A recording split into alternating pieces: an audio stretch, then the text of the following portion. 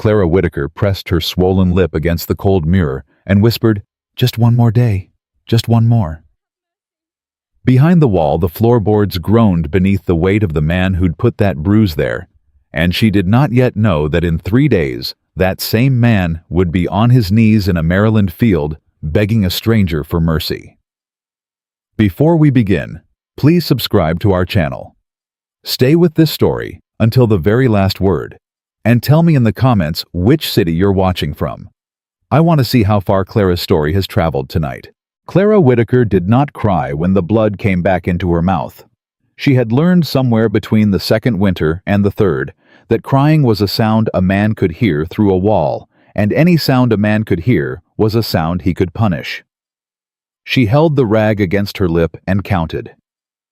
1, 2, 3. She counted the way a soldier counts the seconds between the flash and the thunder. If she got to 10 before he stirred, she had time to wash her face. If she got to 20, she had time to pin her bonnet. If she got to 30, she could be out the door before he opened his eyes. The floorboard in the next room creaked. "Clara." Her hand went still against her lip. "Clara, woman, you hear me?" "Yes, Silas." "Coffee." "Yes, Silas." She set the rag down and stepped into the kitchen the way a person steps into cold water. He was sitting at the table in his shirt sleeves, his knuckles still red from the night before, and he did not look up at her. He never looked up at her in the morning. He looked up at her at night when the whiskey was in him, and that was the only time of day she wished he wouldn't. She poured the coffee. He took it without thanking her. "You late again, you'll lose the place," he said. "I won't be late. Mrs. Bellamy don't keep girls who sleep in." "I know it, Silas. You know a lot of things lately." He blew across the cup, more than is becoming. She did not answer. Answering was the trap. Silence was a trap too, but it was the smaller of the two. "Look at me, Clara." She looked at him. She kept her chin level, the way Ruth Bellamy had taught her. A woman who looks down looks guilty, and a woman who looks up looks proud. So you look straight ahead and you let them decide, and she watched his eyes move over the bruise, the way a man checks his own work. "That'll heal," he said. "Yes, Silas."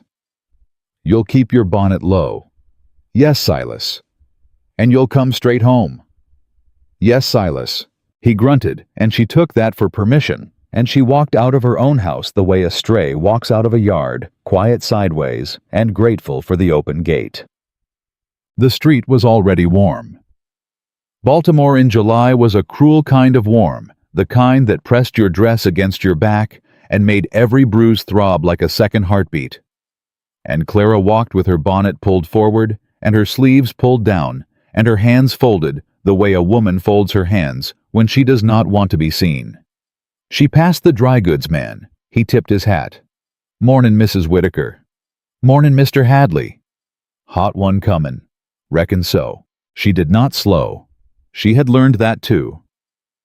Stopping was how questions started, and questions were how the rumor traveled, and the rumor was how Silas heard, and Silas hearing was how the next bruise came. She turned onto Pratt Street and saw the green awning of Bellamy House, and her shoulders dropped a half-inch. Not in relief, because Clara Whitaker no longer remembered what relief felt like, but in the particular kind of looseness a body allows itself when it knows the next 4 hours will not contain a fist. Ruth Bellamy was waiting at the side door. Ruth was 60 if she was a day gray at the temples, broad in the shoulders, and she held a wooden spoon the way a constable holds a club.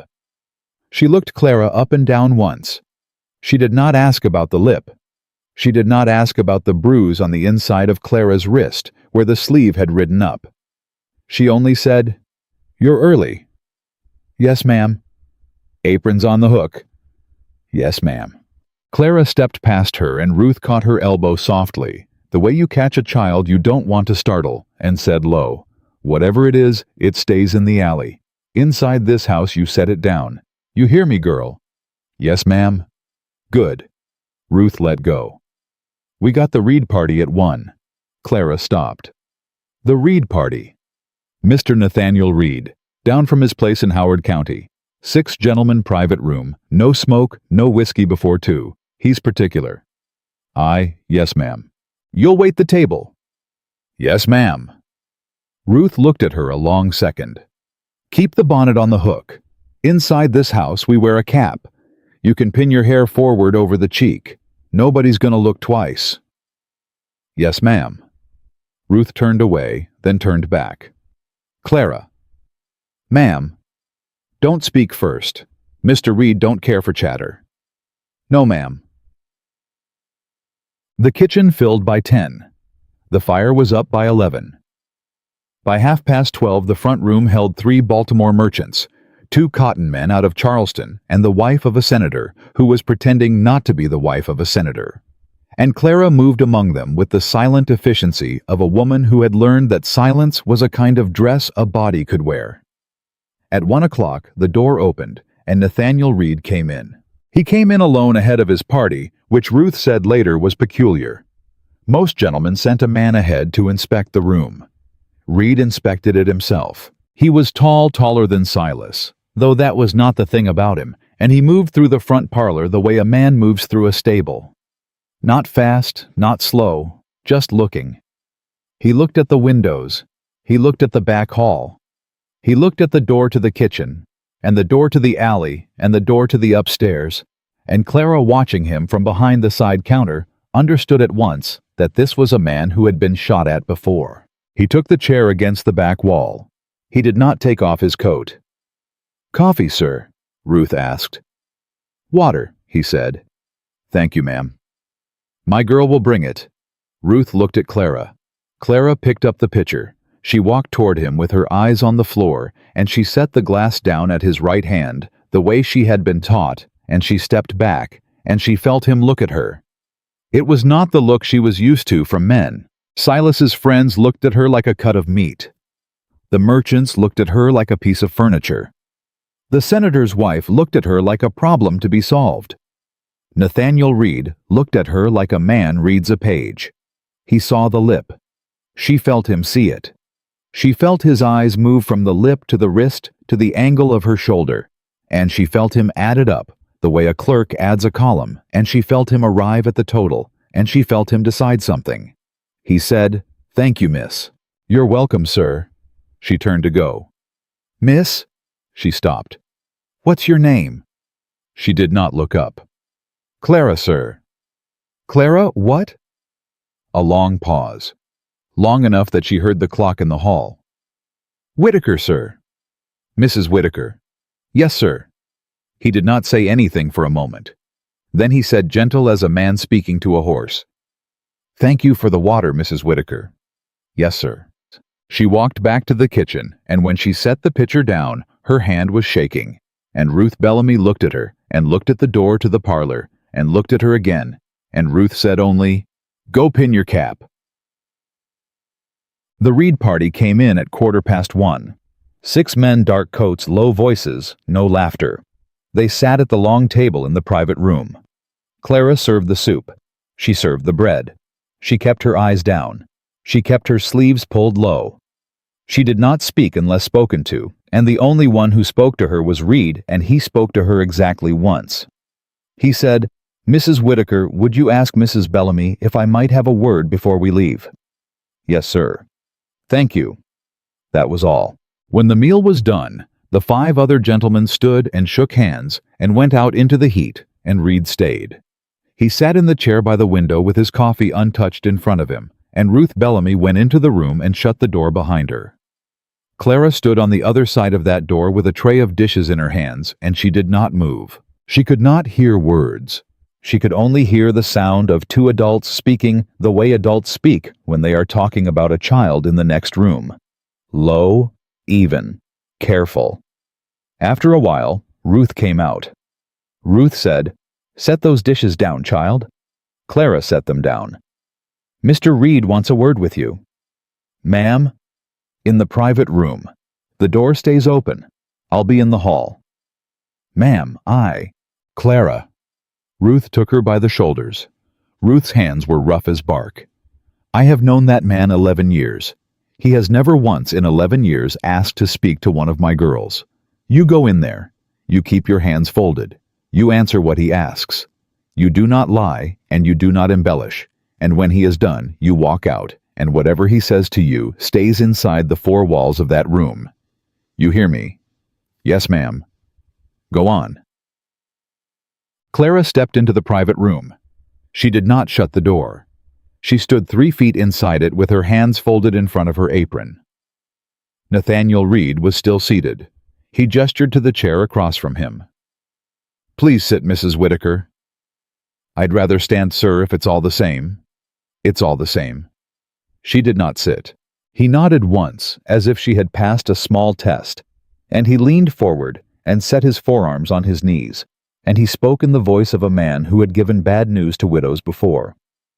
Mrs. Whitaker, I am not going to ask you what happened to your face. She didn't answer.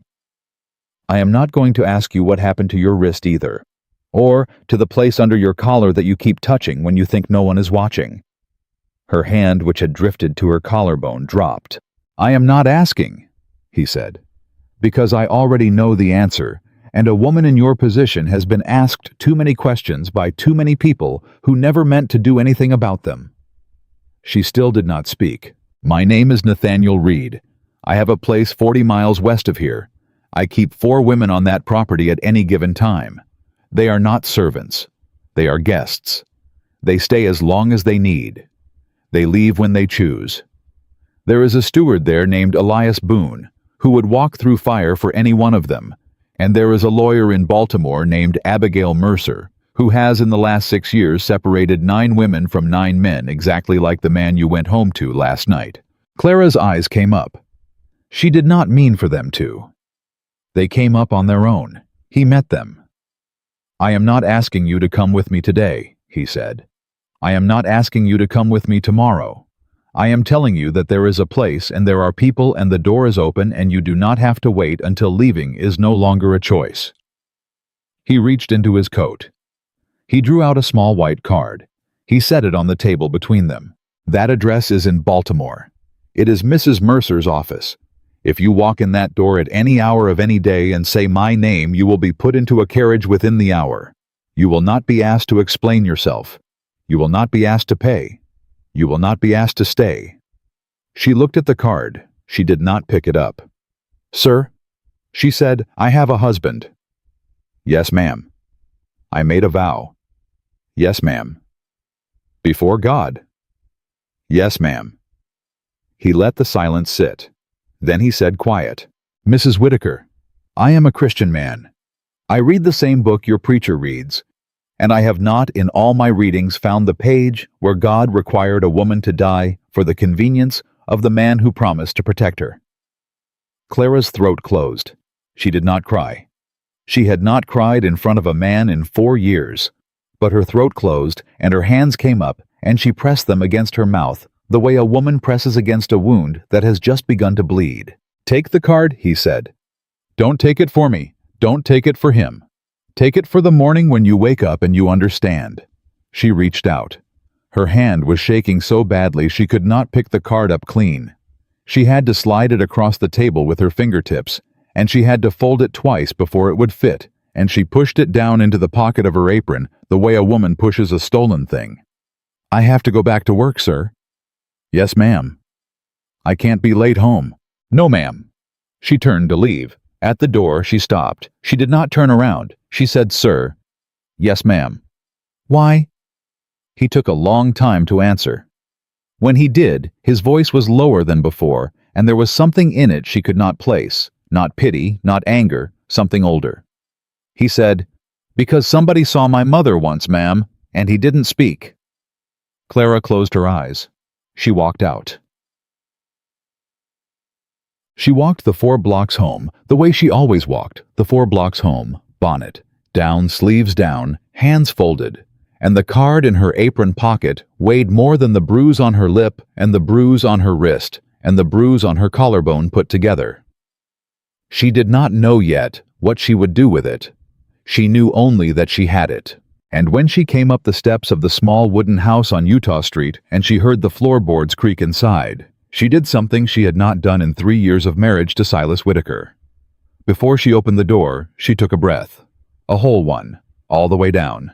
And inside that house, on the other side of that door, Silas was already standing boots off, jaw tight. A letter in his hand from a man in Fells Point who was owed $42 and who did not intend to wait another week to collect, and he had been standing there with that letter for 2 hours. He had been thinking the whole 2 hours about whose fault it was that he owed $42 to a man in Fells Point. He had decided whose fault it was. He heard her hand on the latch. He turned toward the door. The latch lifted, and Silas was already moving. He did not say her name. He did not ask where she had been. He crossed the room in 3 steps and took her by the upper arm, the same arm with the bruise from 2 nights ago, and he pulled her inside and shut the door with his foot. "Where's the money?" "Silas, where's the money, Clara?" "What money?" He shook her once. Not hard, just enough to make her teeth click. "Bellamy pays you on Friday. Today's Friday. Where's the money?" "It's Silas. It's in the apron. It's the apron pocket." He let go of her arm and went for the apron himself. He yanked it off her waist and turned it upside down over the kitchen table, and the few coins she had earned that week rolled out across the wood, and a folded white square fell out with them. Clara's stomach dropped through the floor. Silas saw it. He didn't pick it up at first. He was counting the coins. He counted them twice. He swept them into his palm and said, $3.40. That's it. "It's been a slow week, Silas." "Slow week?" "Yes." "You been at Bellamy 6 days this week?" "Yes." "And Bellamy pays you 60 cents a day?" "Yes." "Then where," he said very slowly, "is the other 20? She held back 20 for the broken pitcher. From last month. I told you about the pitcher." He looked at her. He looked at her a long time. Then he picked up the folded card. Clara's hands came together in front of her apron the way a woman folds her hands at a graveside, and she did not breathe. He unfolded it. He turned it toward the lamp. He read it once slowly, the way a man reads a thing he is not entirely sure he has read. "Abigail Mercer," he said. "Attorney at law, Light Street." "Silas?" "Why is there a lawyer's card in your pocket, Clara?" "A gentleman dropped it, at the house. I picked it up to—" "Don't. I was going to give it back. Don't lie to me." "I'm not—" "Don't." His voice had gone very quiet, and quiet was the worst of his voices. Clara had learned the whole map of him in 3 years of marriage, and the loud Silas you could survive, and the drunk Silas you could hide from, but the quiet Silas was the one who broke things he could not put back. He set the card down on the table. He smoothed it flat with 2 fingers. "Who gave you this?" "I told you Who gave you this, Clara?" She could feel her pulse in the cut on her lip. "A man named Reed." "Reed. He sat at the private table today. 6 gentlemen. Mrs. Bellamy waited him herself. I just brought the water." "Reed." "Yes. Nathaniel Reed." She looked up. She had not expected him to know the name. She had pictured Nathaniel Reed as a man who lived above the world. Silas Whitaker walked in, and she understood watching her husband's face change that she had pictured wrong. "You know him," she said. Silas laughed. It was not a real laugh.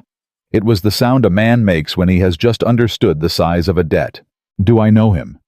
He sat down at the table. He pulled the card toward him with 1 finger. "Do I know him?" she asks. "Clara, every man in Baltimore knows Nathaniel Reed. Every man who ever owed money to anybody knows Nathaniel Reed. You know what he does, your Mr. Reed? He's not he buys notes." "He what?" "Notes, debts. A man owes another man $40 and can't pay. That other man sells the note to Reed for 30, and now you owe Reed 40, and Reed don't take excuses. Reed don't take a partial. Reed takes the house or the wagon or the wife's wedding ring or whatever else you got. And he takes it on a Tuesday, and he sells it on a Wednesday, and on Thursday you got nothing left to your name but the boots you stand in." He looked up at her. "And Mr. Reed gave you his lawyer's card." "Silas, I swear to you." "Did he ask you about me?" "No."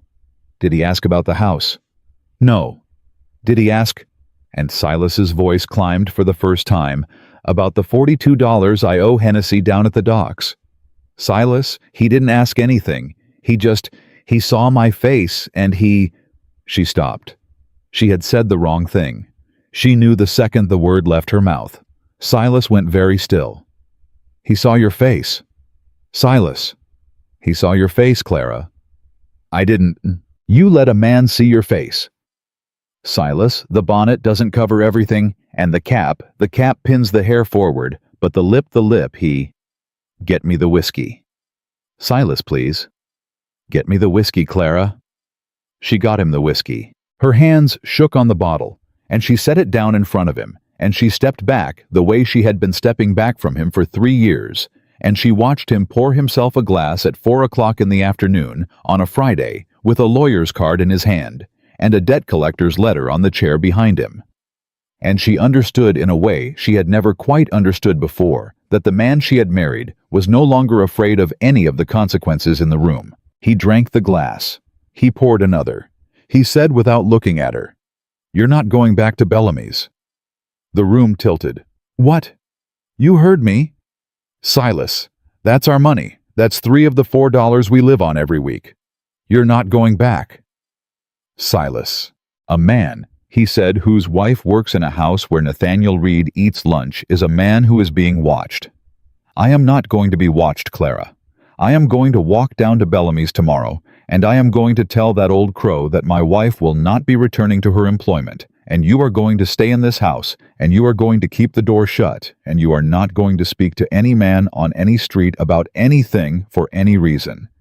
And if I catch you with another card from another lawyer, I will put you through the back wall. Do you understand me?" "Silas? Do you understand me, Clara?" "Yes." "Say it." "I understand." He drank the second glass. He picked up the card. He held it over the lamp. He let the corner catch.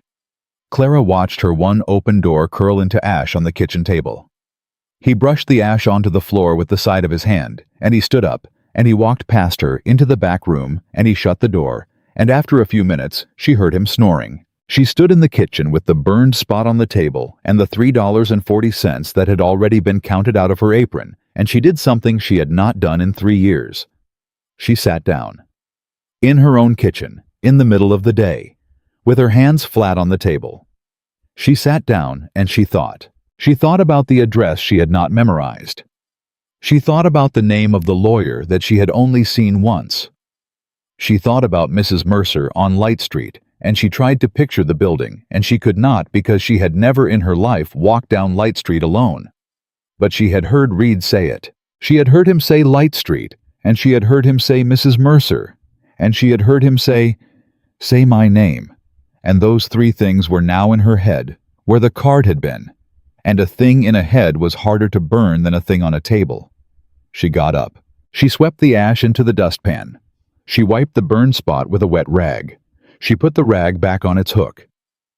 She put the $3.40 into the tin behind the flour, where Silas had not yet thought to look.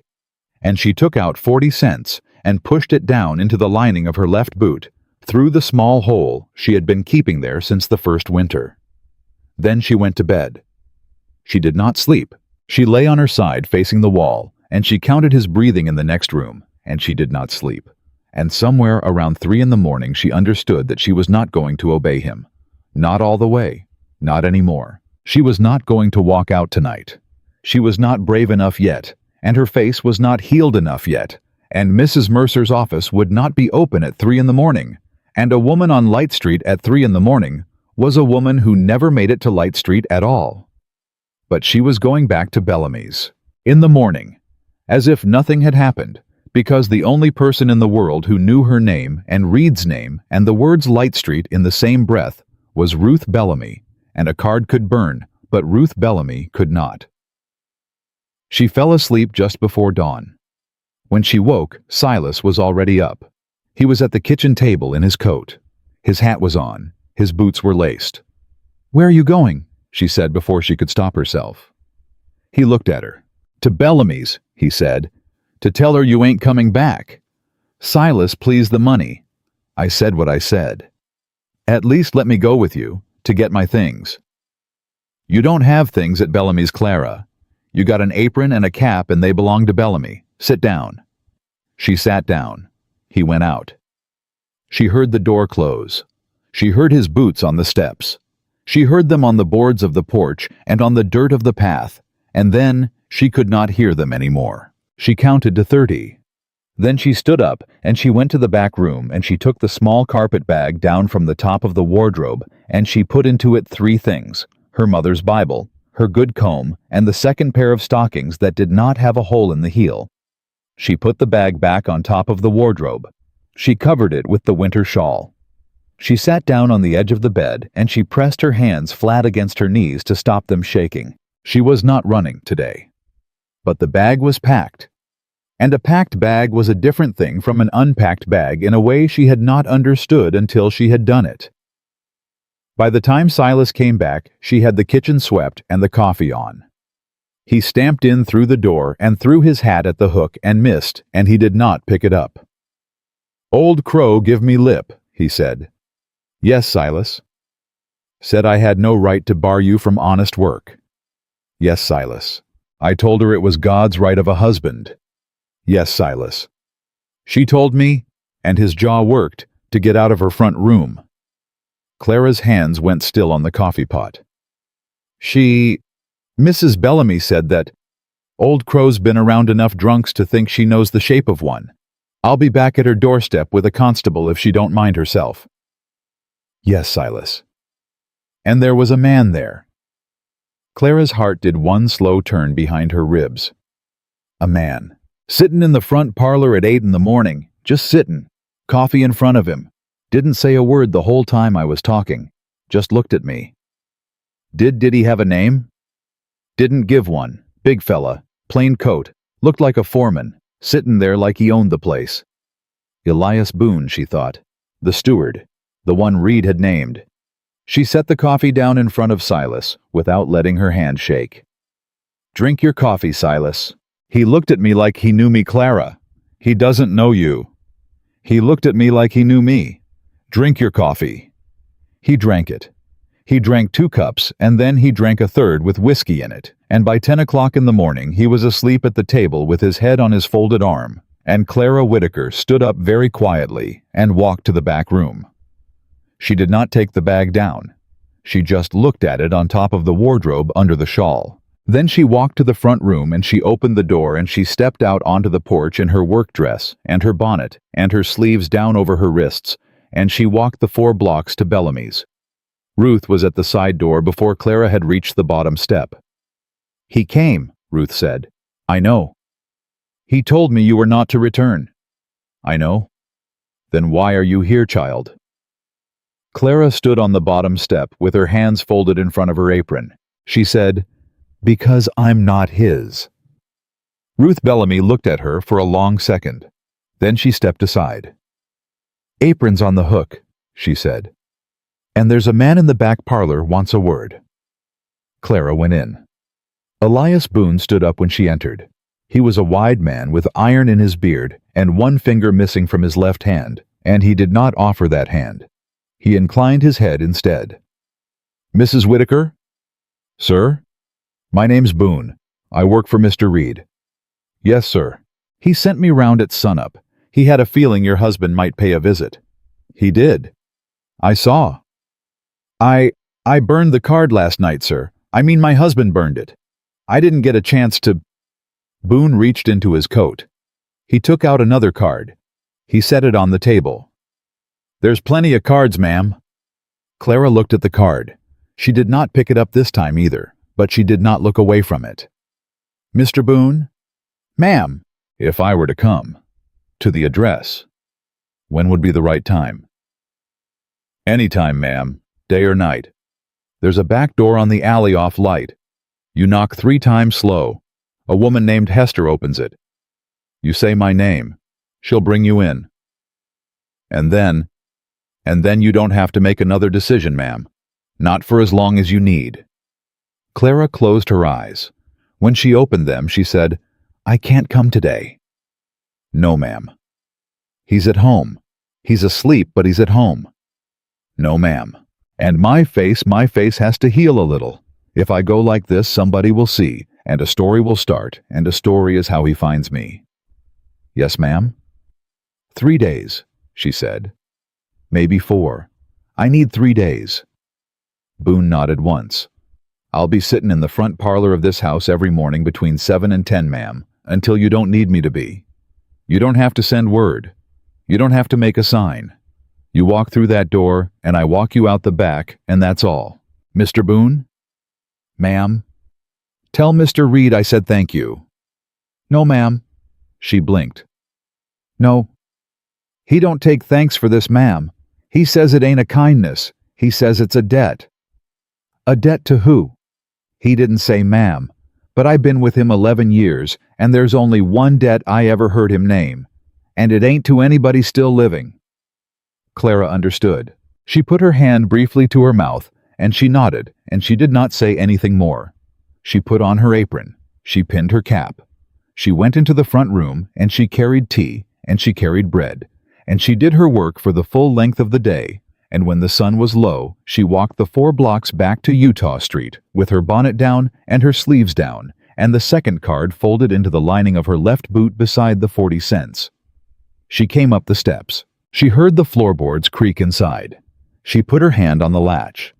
And before she opened the door for the second time in 2 days, she took a breath all the way down, and she understood with a clarity that frightened her that she had 3 days, and she had a name, and she had an address, and she had a packed bag on top of the wardrobe under a shawl. She lifted the latch and went inside, and Silas was awake, and Silas was waiting, and Silas had been to Hennessy's at the docks while she was gone, and the letter from Hennessy was no longer on the chair. The letter was in his hand, and his hand was shaking. Sit down, Clara. She did not sit down. I said sit down. Silas, I just walked 4 blocks. Let me put down my sit down. She sat. He held the letter up between 2 fingers, like it was something he had pulled out of a wound. You know what this is? It's the letter from Hennessy. It's the second letter from Hennessy. Hennessy sent the first one Tuesday. This here came at noon today, hand-delivered, by a boy I have never seen on Utah Street in my life. You want to know what it says? Silas? It says, Silas read Mr. Whitaker. The note for $42.16 has as of this morning been transferred to a third party. You will direct all further correspondence regarding said note to the office of Mrs. Abigail Mercer, attorney at law, Light Street. Clara's hand went to the edge of the table. Light Street, Clara. Silas. Light Street. I don't know anything about that. Light Street, he said again, is the name on the card I burned in this kitchen yesterday afternoon. So I am going to ask you exactly one time, and I want you to think very hard before you answer me. Did you walk to Light Street today? No. Did you send word to Light Street today?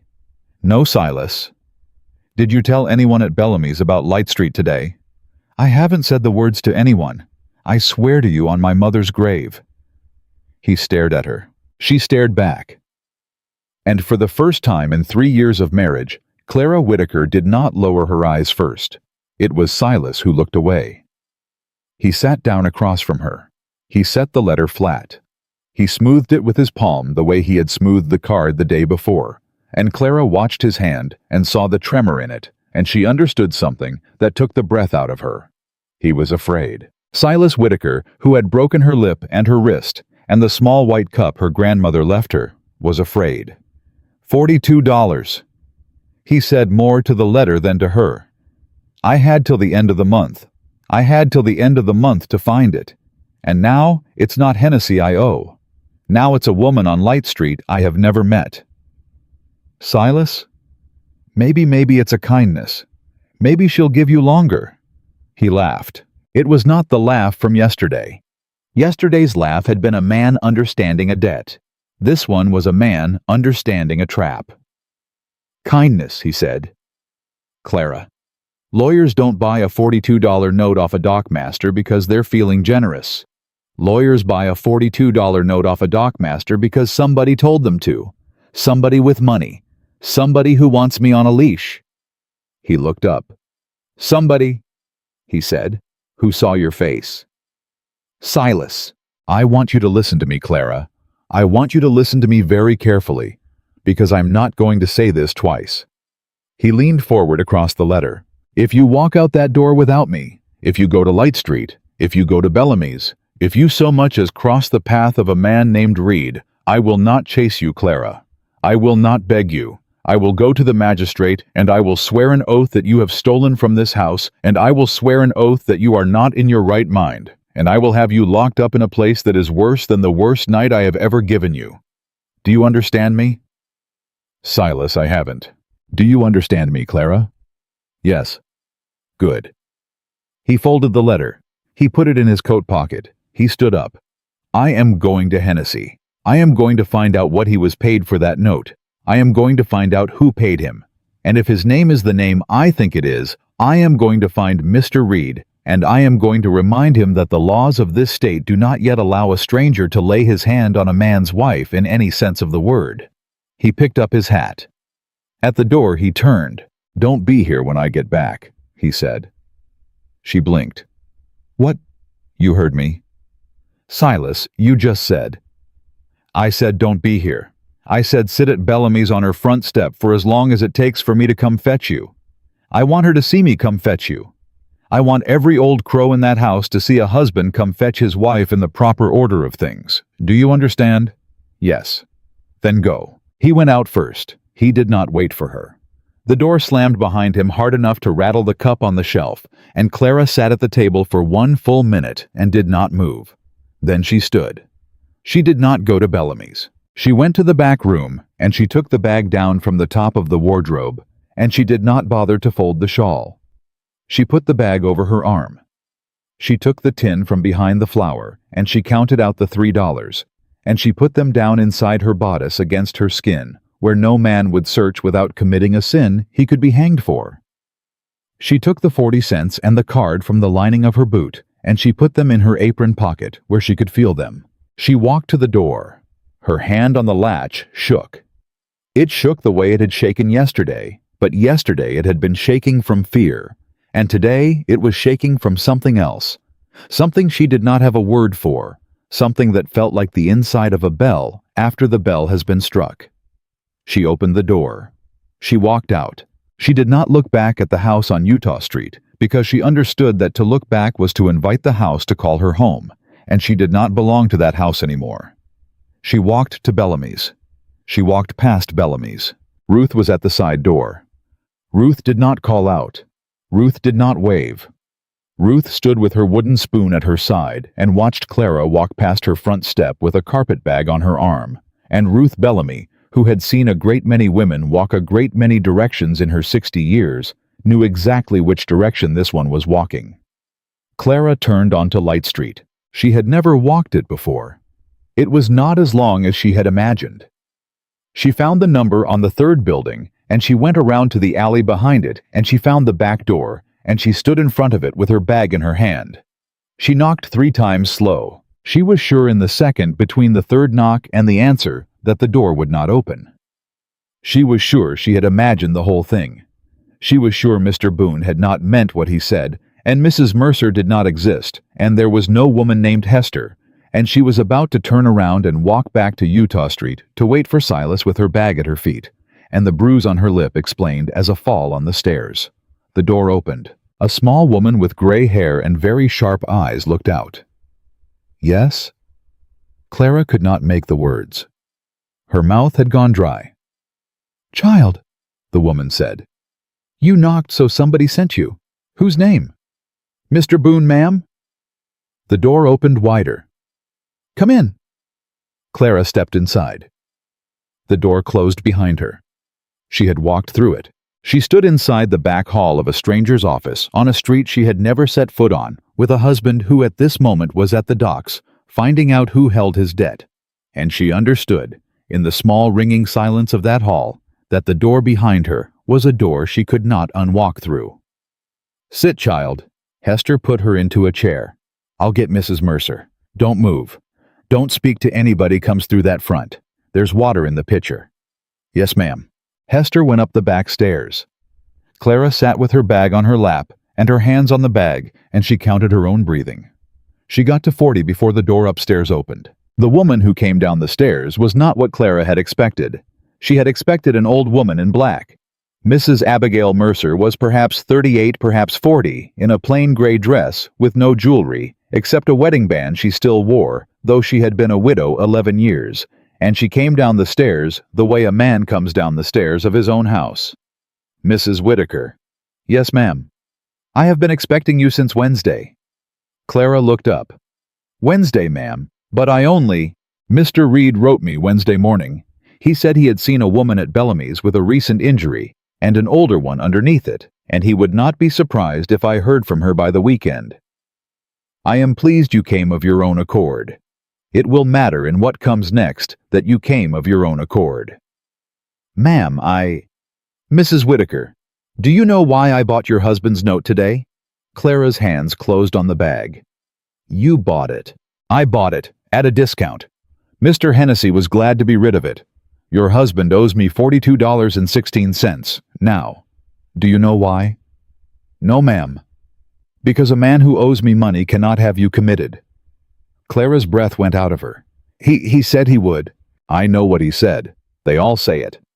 I have separated 9 women from 9 men in this town. Mrs. Whitaker and 7 of those men at one time or another threatened to swear to a magistrate that the woman was mad. It is the cheapest threat in the city, and it is also the most effective, because most magistrates will sign the order on the husband's word alone if the husband looks sober and the wife looks tired. Do you understand me? Yes, ma'am. Now, a man who owes me money does not get to walk into the magistrate's office, because the moment he does, I will be in that office 1 hour later with the note with 3 witnesses to his violence, with Dr. Adler's record of the wrist he broke 6 months ago, which he told you was a sprain, and with a sworn statement from Ruth Bellamy. And he will leave that office not with a committal, but with a debtor's warrant, and he will spend the next 2 years in a cell at Fells Point praying for the $42 he could not find. Clara stared. Dr. Adler's record. He kept it. He keeps all of them. I asked him on Wednesday to find yours. Mrs. Bellamy's statement. Sworn this morning, before I bought the note. I do not move on a man's debt before I have my witnesses, Mrs. Whitaker. I am not a kind woman. I am a thorough one. Clara put her hand to her mouth. You were already... Mrs. Whitaker, I have been doing this work for 11 years. There is a system. Mr. Reed sees the woman. He gives her the card. The card is a test. If she takes it, she is ready to be reached. If she does not, we wait.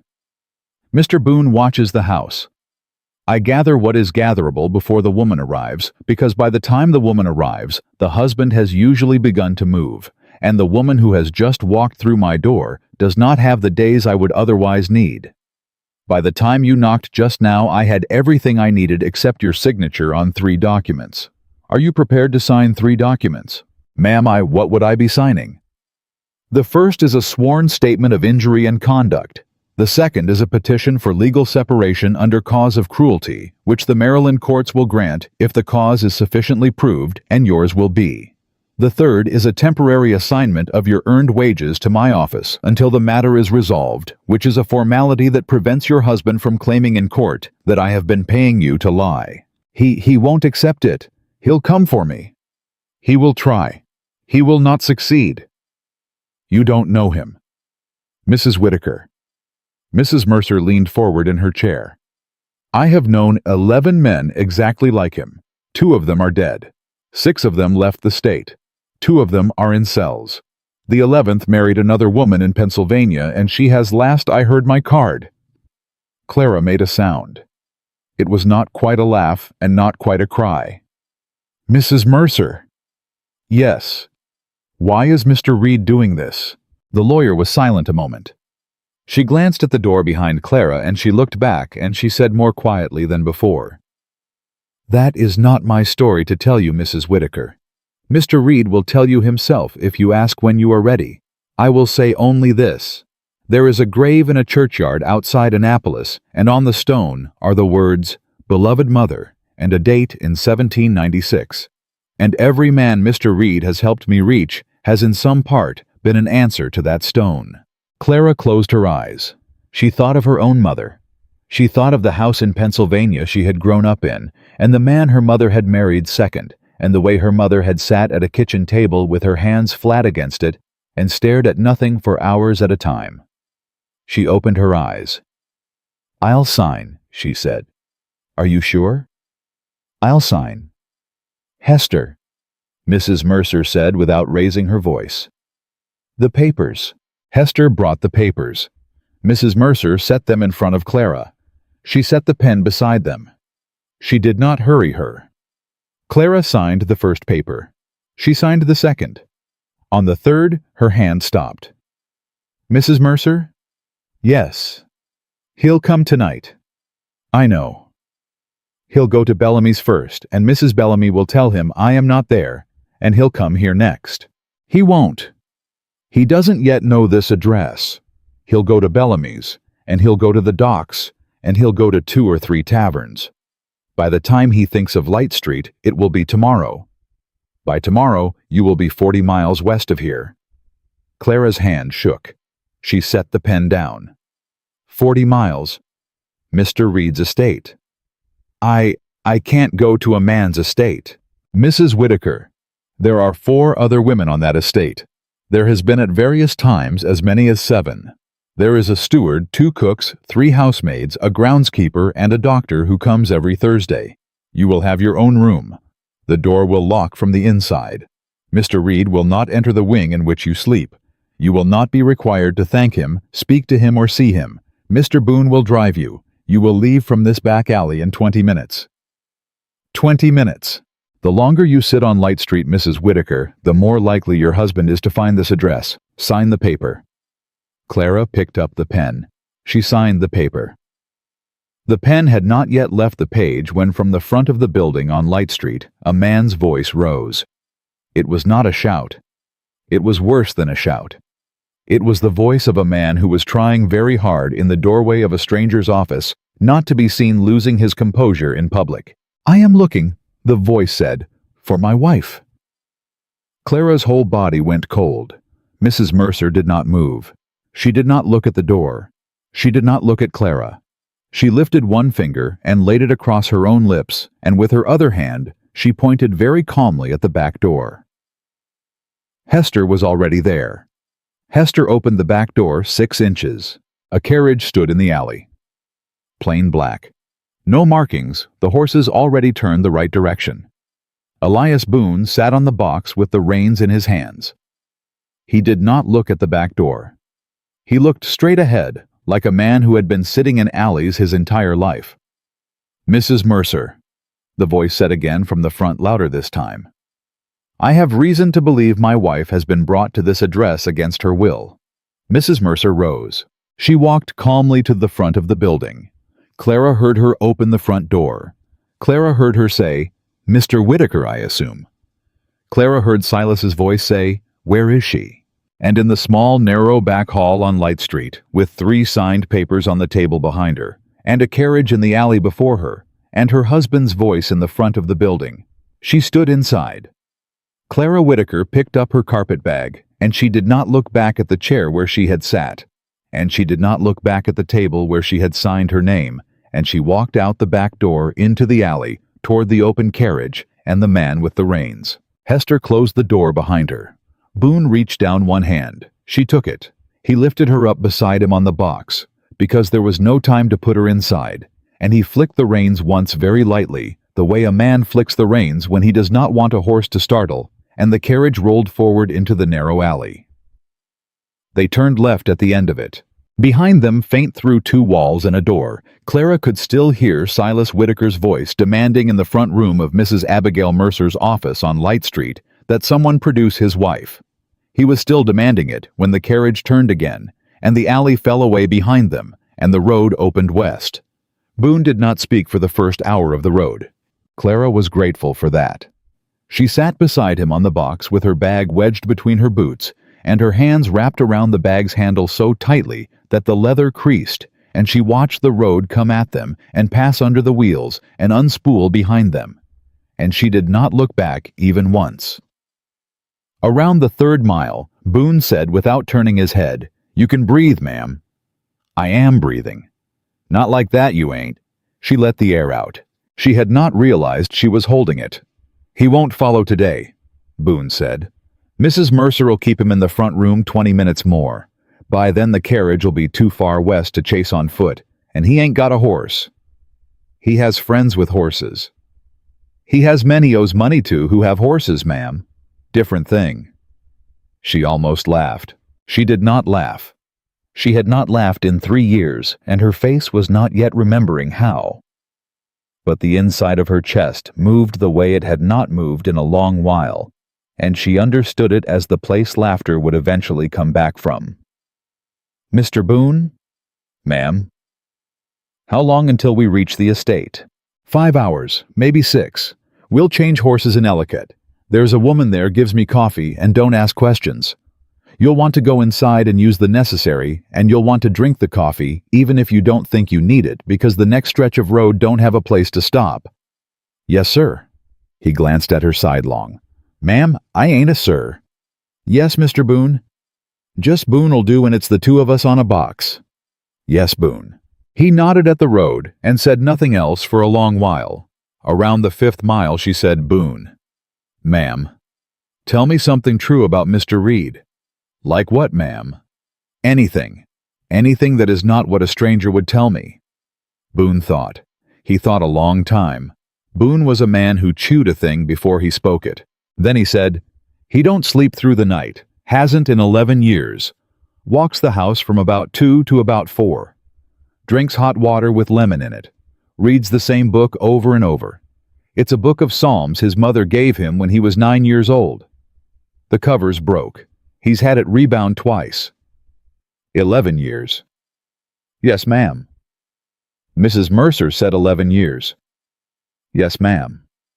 What happened 11 years ago, Boone? Boone did not turn his head. He kept his eyes on the road. He said very quietly, That ain't my story to tell, ma'am. He'll tell you when he's ready if he's ever ready. Some folks ain't. She let it go. But she understood, watching the broad set of Boone's shoulders and the way he held the reins, that whatever had happened 11 years ago had happened to Boone too in some second-hand way, and that the two men were stitched together by a wound neither of them had made. They reached Ellicott as the sun was going low. The woman with the coffee did not ask questions. She gave Clara a tin cup and pointed to the back of the house and turned away. Clara washed her face in cold water from a basin. She looked at herself in the small cracked piece of mirror nailed above the basin, and she saw a woman she had not seen in a long time. A woman with a bruise on her lip, and a card in her boot, and a name in her mouth that was still her own. She drank the coffee. She got back on the box. They reached the gate of Reed's estate 2 hours after dark. The gate was open. There was a lantern hung on the post. Boone clucked to the horses, and the carriage rolled through, and a long lane went up under trees. Clara could not see in the dark, and at the end of the lane there were lights and people moving in the lights, and a wide front porch with a single tall figure standing on it. Nathaniel Reed did not come down the steps. He waited at the top of them with his hands at his sides, and when the carriage pulled up, he said only, "Mrs. Whitaker, welcome." "Mr. Reed." "Mr. Boone, thank you." "Sir." "Mrs. Whitaker, there is a woman named Hester at this house, also different." "Hester, my apologies, who will show you to your room. Your room has a lock on the door, and the lock works, and the key is yours from the moment you step through. There will be food on a tray inside. There will be a bath drawn in the next room. You will not be expected at breakfast or lunch. If you choose to come down for supper tomorrow, you will be welcomed, and if you choose not to, you will be left alone. Is there anything you need tonight?" She looked at him from the box of the carriage. She had not yet stepped down. "Mr. Reed." "Ma'am." "Why do you do this?" He held her eyes. "Mrs. Whitaker, I will tell you. I will tell you tomorrow or the day after, or whenever you come down those stairs and ask me on a porch with the sun on it. I will not tell you tonight in front of a tired horse. Tonight you sleep." "Yes, sir." "Welcome to Hawthorne Reach, ma'am."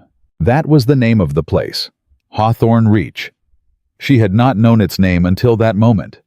She would think of it later as the first place she had ever entered as a guest and not as a possession.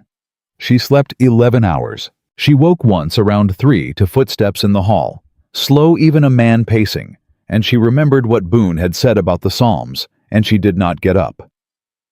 She listened to the footsteps go down the hall, and back up and down again, and somewhere around the third pass, she fell asleep again, with her hand on the key in the lock. In the morning, she did not come down. She did not come down at noon either. At 3 o'clock there was a knock at her door, and a woman's voice said, "Mrs. Whitaker? My name's Hester Pole. I run the upstairs of this house. I have a tray, and I have a clean dress that ought to fit you, and I will leave both outside your door if you would rather not open it." There is no wrong answer. Clara opened the door. Hester Pole was not the Hester from Light Street. This Hester was younger, perhaps 30, with red hair and a strong jaw, and the kind of eyes that looked at a bruise once registered it and never glanced at it again.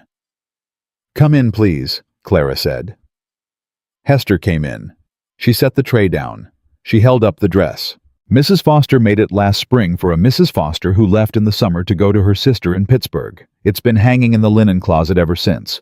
You're about her size. It's yours if you want it." I have a dress."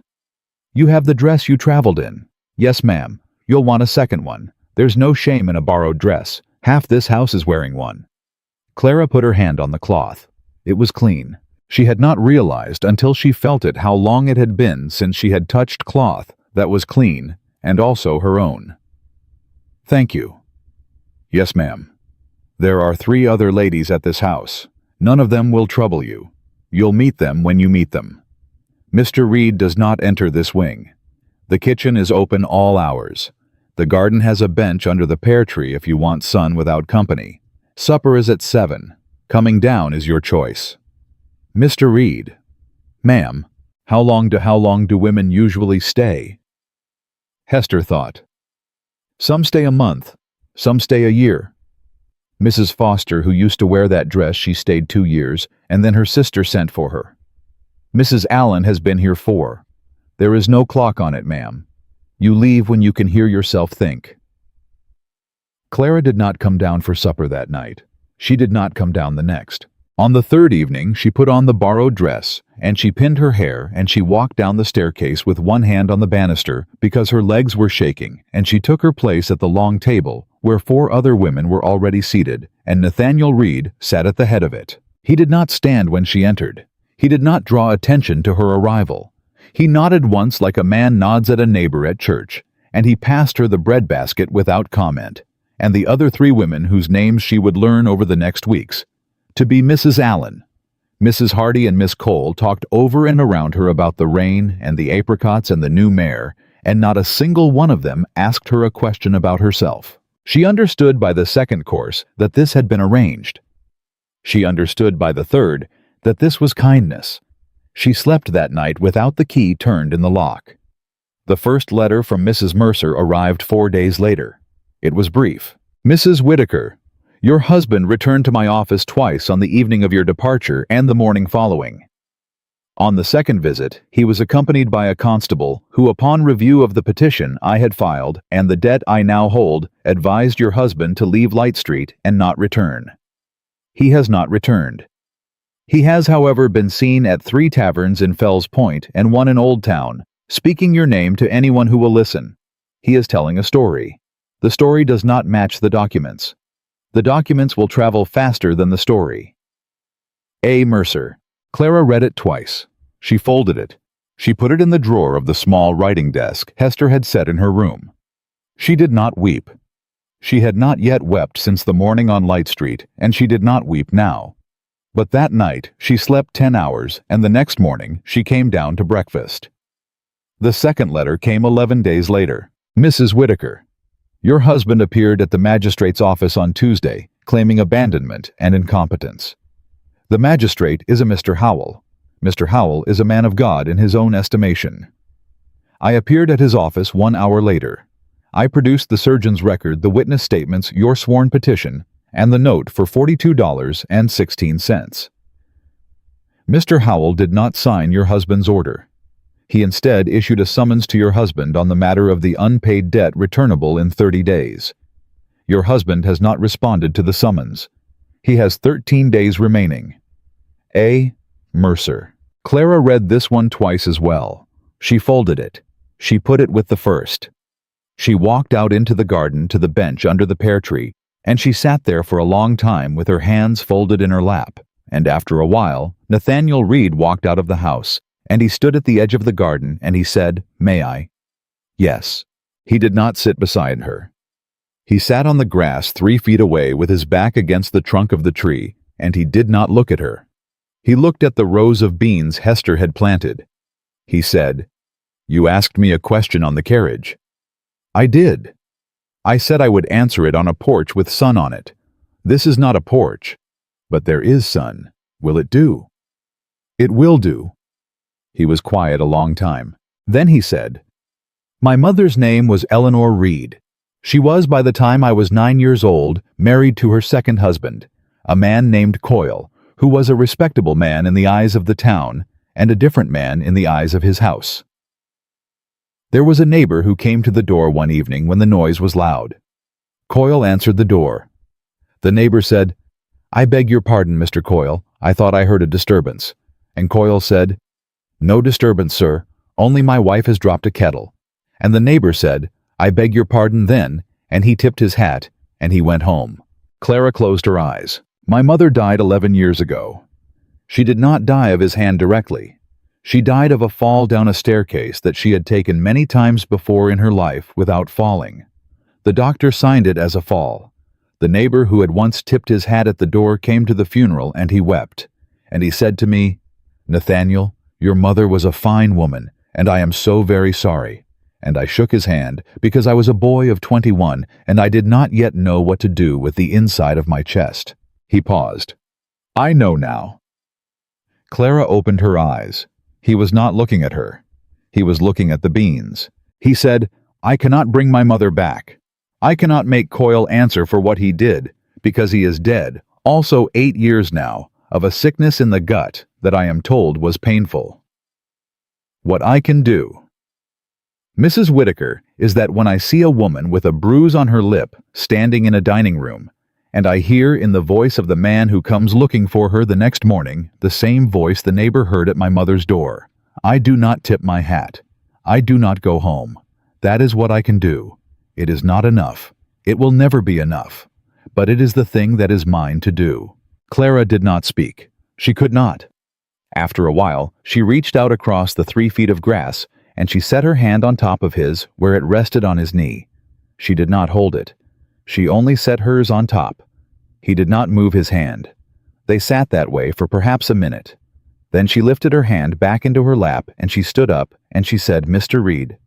"Ma'am, I am going to walk to the end of this garden, and I am going to walk back. And when I come back, I would like, if you are willing, to ask you a different question." "I am willing." She walked to the end of the garden. She walked back. She sat down on the bench. She said, "If I were to stay at this house for a long time, longer than I now know how to imagine, would there come a day when I would owe you for that staying?" He looked at her then. For the first time in the whole conversation, he looked at her. He said, "No, ma'am." "Would there come a day when you would expect of me what a man expects of a woman in his house?" "No, ma'am." "Would there come a day when you would ask?" He took a breath. He said, "Mrs. Whitaker, I will tell you the truth, and the truth is this. I do not know what I will feel a year from now. I do not know what you will feel. I do know that whatever I feel, I will not ask you any question while you are still afraid of the answer. And if there comes a day when you are not afraid of the answer, you will be the one who asks it, not me. That is a promise I am willing to make in front of God and Mr. Boone, and any preacher you care to bring." Clara nodded. She stood up again. She walked back to the house. She did not turn around to see him stand, but she heard behind her the sound of his hand brushing the grass off the back of his coat, and she heard him follow her at a distance of perhaps 20 paces, the way a man follows a woman he is escorting and not pursuing, and she understood the difference between those two things in a way she had not understood before. That night, Mrs. Mercer's third letter arrived by evening rider. "Mrs. Whitaker, your husband did not appear at the summons. The magistrate has issued a debtor's warrant. Constables took Mr. Whitaker into custody at the Anchor Tavern at 11 o'clock this morning. He is currently held at the Fells Point Jail pending payment of $42.16. He cannot pay. He has in his agitation attempted to make statements about you to the jailer. The jailer is Mr. Pratt, who is a friend of mine, and the statements are not being recorded. He will remain in the jail until he pays, or until the term expires, which under Maryland law is 2 years. I will visit him tomorrow morning. I will offer him one choice. I will write again on Friday. A. Mercer. Clara folded this letter very slowly. She did not put it in the drawer with the others. She carried it downstairs and she walked into the front parlor where Nathaniel Reed sat reading by the fire, and she held the letter out to him. He took it. He read it. He folded it. He handed it back. He said, "Mrs. Whitaker, the choice she will offer him. Do you want to know what it is?" "I would like to know, yes." She will offer him the cancellation of the debt in exchange for 2 signatures. The first is a sworn statement of cause for separation. The second is a permanent forfeiture of any claim civil or marital upon you, your earnings, your residence, or your person in this state or any other for the remainder of his natural life. If he signs, the debt vanishes and the jail opens. If he does not sign, he stays for 2 years, and at the end of 2 years, he comes out a debtor with no work, no friends, and a wife whose location he still does not know. Clara held the letter against her ribs. She said, "Mr. Reed." "Ma'am." "He will sign." "Yes, ma'am, I believe he will." "How do you know?" He looked into the fire. He said, "Because Coyle would have signed, ma'am. They always sign. They are not in the end brave men. They are only men who have until that morning been allowed to be cruel without cost." She nodded. She did not weep. She had still not wept. She walked back upstairs, and she put the letter in the drawer with the others, and she stood by the window of her own room with the lock she no longer turned, and she looked out into the dark over the fields of Hawthorne Reach, and she said aloud very quietly to no one and to herself, "It feels like a door has been open for some time, and only now have I understood I am allowed to walk through." Friday's letter, when it arrived, contained 2 pieces of paper. The first was a brief note in Mrs. Mercer's hand, "Mrs. Whitaker." He signed. The second was the document itself, folded twice with Silas Whitaker's signature at the bottom in a hand that had clearly been shaking when it made the marks. Clara held the document for a long time.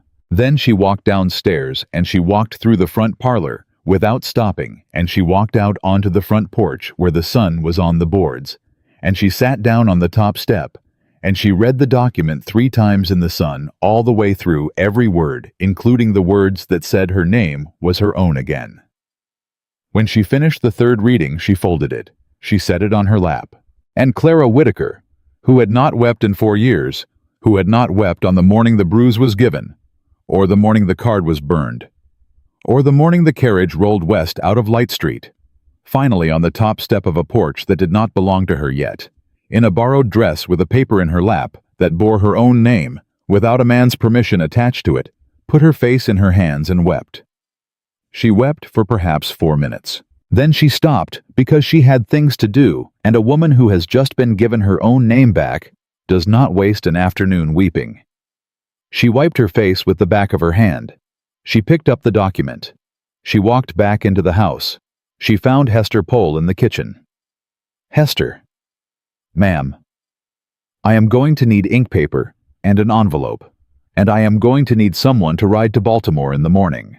Hester looked at her. Hester had been at Hawthorne Reach long enough to know what a woman looked like the first time she gave an instruction in her own house. Hester said, "Yes, ma'am." That night, Clara wrote 3 letters. The first was to Ruth Bellamy. It said, "Mrs. Bellamy, I am alive, I am safe, and I have my name. I will be returning to Baltimore within the month. I would be obliged if my position at your house were held open. I will work the same hours for the same wage, and I will pay for the pitcher I broke last March, which was not in fact broken by any pitcher of mine, but by a husband who threw it across a kitchen. I am sorry for the lie. I am sorry for the small money it cost you. I will repay it. Clara Whitaker." The second was to Mrs. Mercer. It said, "Mrs. Mercer, I have read the document. I will keep it the rest of my life. There is a sum I would like to send to your office every month beginning the first month I return to wages against what I owe you. I do not yet know what I owe you. I do not believe a person can know a thing like that. But I would like to begin paying it. C. Whitaker. The third was harder. She sat with the third for almost an hour. She wrote, "Dear Silas," and crossed it out. She wrote, "Mr. Whitaker," and crossed it out. She wrote, "Silas," and let it stand. "Silas, you signed a paper today." So did I weeks ago.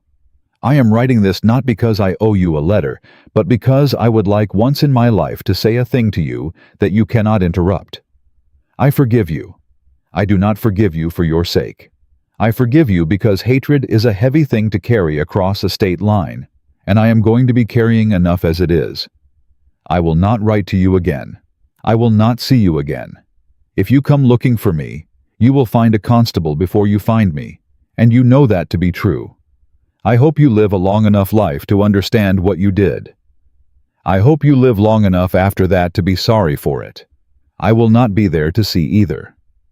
Clara. She sealed all 3 letters. In the morning she gave them to the writer.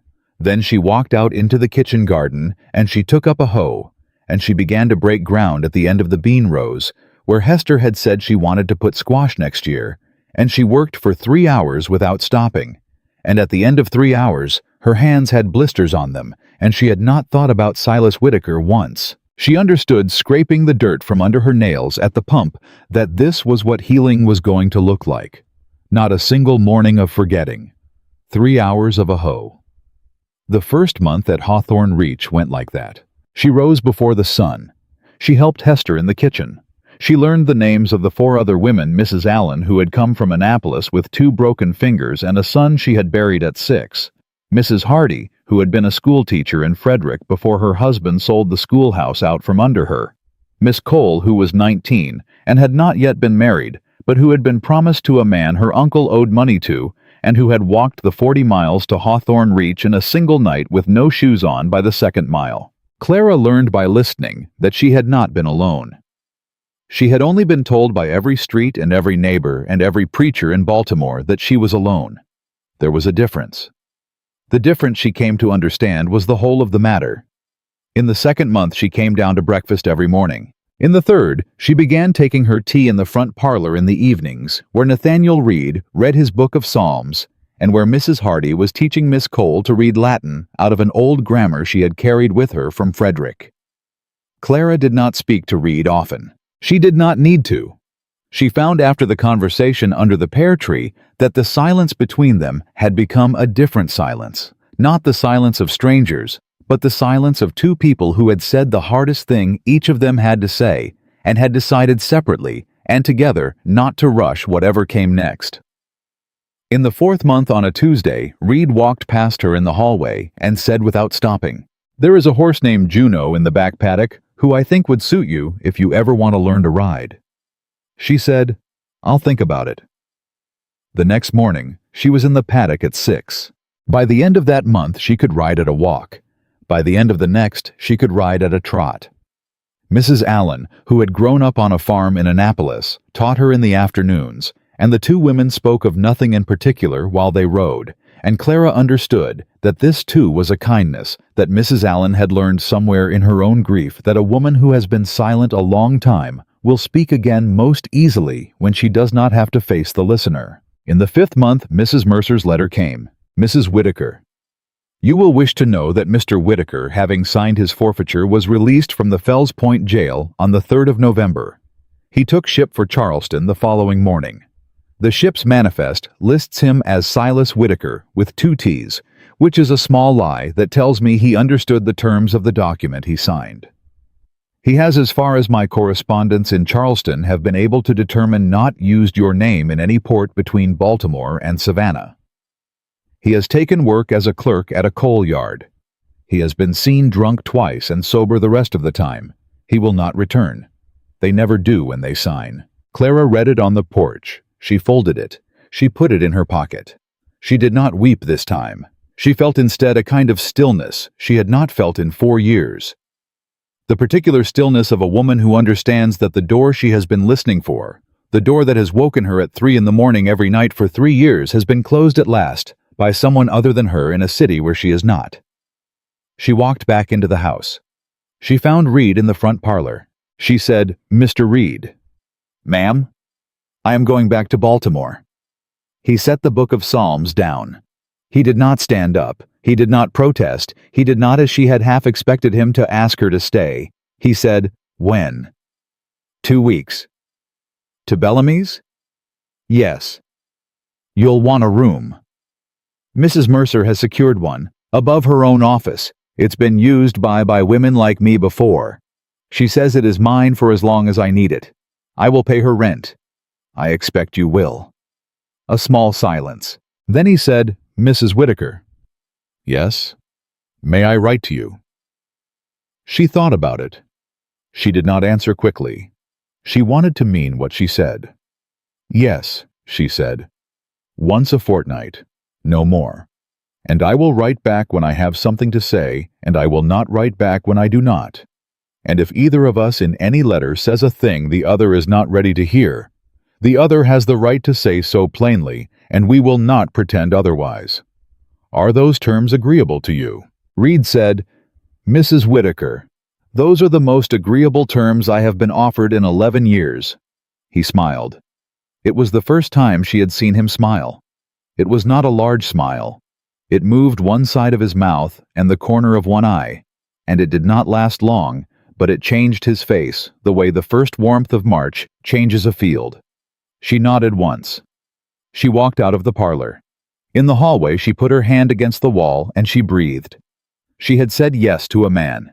For the first time in her adult life, she had said yes to a man on her own terms, in her own voice, with her own conditions, and she had not been afraid of him, and he had not been afraid of her, and she had named what she would do and what she would not, and he had agreed, and the world had not ended. The world had simply gone on. She had not understood until that moment that this was what yes was supposed to feel like. She left for Baltimore on a Wednesday. Boone drove her. He drove her in the same plain black carriage he had used to drive her west on the same road in the opposite direction, and somewhere around the 3rd mile, he said without turning his head, "Ma'am?" "Boone, you ain't the same woman that come up this road." "No, Boone, I am not." "He ain't the same man either." She turned her head. "Mr. Reed." "Yes, ma'am. He's been a quiet man 11 years. I've been with him most of that.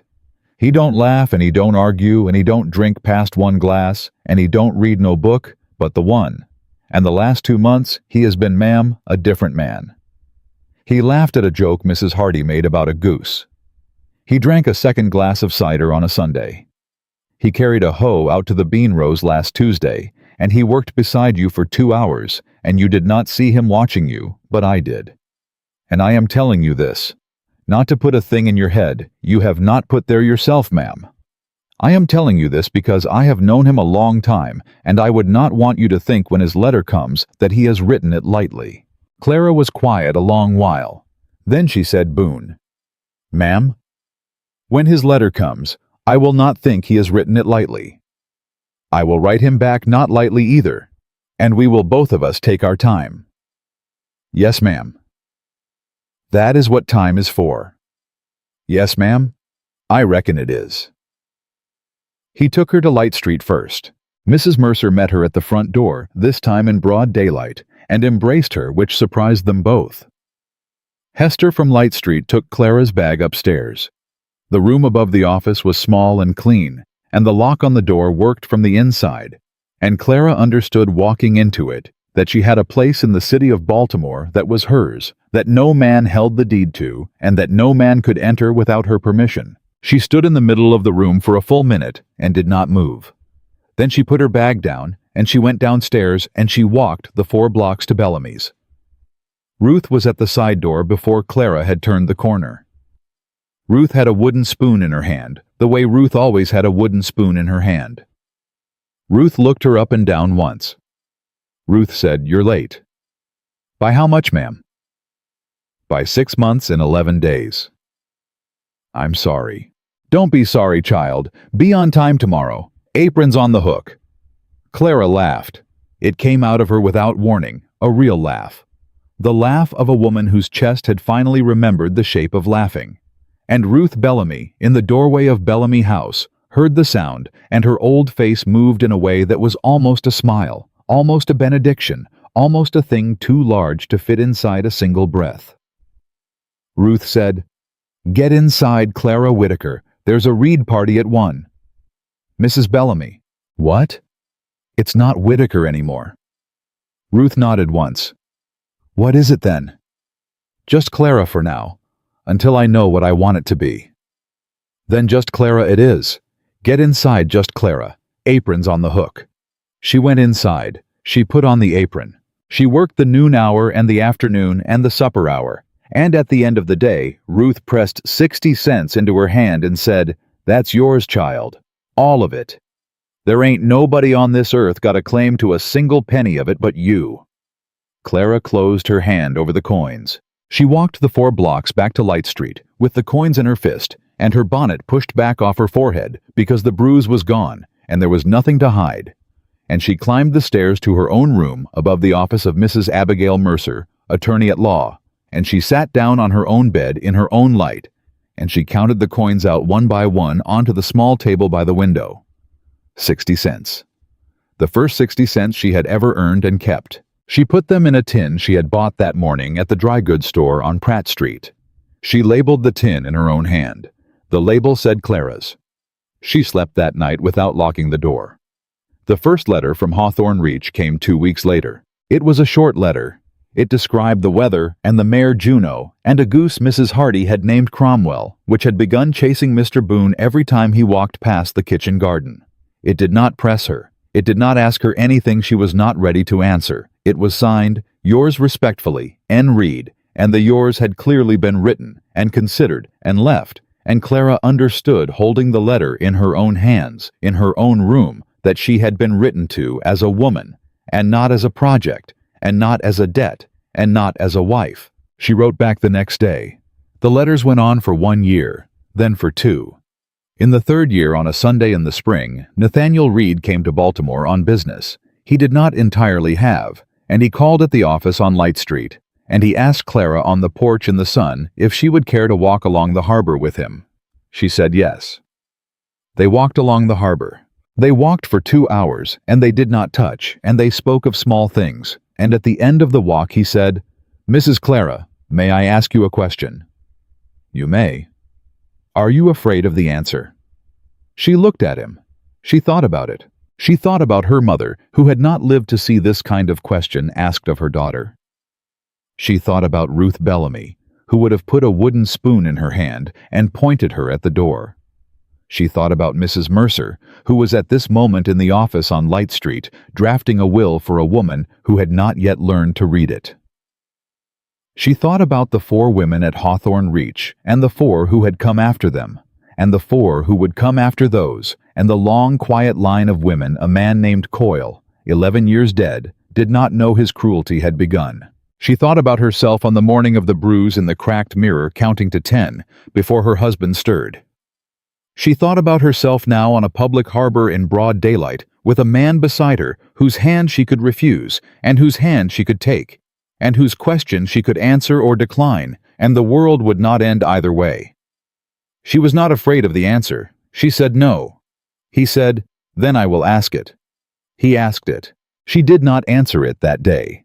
She told him she would think about it and write to him, and he said that was right, and they walked back to Light Street at a slow pace, with their hands at their sides, like 2 people who were not yet decided and were not in any hurry to be. She wrote to him a week later. The letter said only, "Yes," on the same terms as everything else between us, slowly, plainly on a porch with the sun on it, with no one's permission but our own. Clara. They were married the following autumn at a small Methodist church outside Annapolis, near the churchyard, with the stone that read, "Beloved Mother," and Mrs. Mercer signed as a witness, and Ruth Bellamy stood up from her pew and walked Clara down the aisle in place of the father Clara had buried at 14, and Boone gave a short speech at the supper afterward in which he said only, "Took her time, took him time, worth it." That was the whole of the speech. It was the best speech anyone present had ever heard. Clara Reed lived at Hawthorne Reach for 41 years after that day. She kept her own tin of coins for the rest of her life, even after she had no need of it. She added to it every Friday 60 cents, then $1, then more, and she gave it away every December to a different woman who walked through Mrs. Mercer's back door and did not yet have a tin of her own. The label on the tin never changed. It said, Clara's, and somewhere in a kitchen on a street that was not Utah Street, in a city that was not Baltimore, a young woman is even now counting her husband's footsteps in the next room. She is hiding a bruise beneath her collar. She is measuring how long it will take her to reach the door. She has been told by every voice she has ever heard that no one is coming. This story is for her. It is also a lie that has been told for too long. And the truth is this. There are women like Ruth Bellamy at the side door, and there are women like Abigail Mercer on Light Street, and there are men like Nathaniel Reed in the dining room who do not tip their hats and walk home. And there is a tin in Baltimore with the word Clara's on it, and the door is open, and it has been open for some time, and you are allowed to walk through. Clara Whitaker counted her husband's footsteps for 3 years. Clara Reed counted her own for the 41 that came after.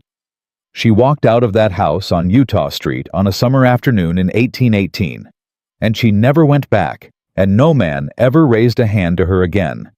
And she died in her own bed in her own house, with her own name on the headstone, and a tin of coins on the mantel that had by then been refilled more times than anyone had bothered to count. That is not a fairy tale. That is what happens when one person refuses to look away. And it is happening somewhere tonight.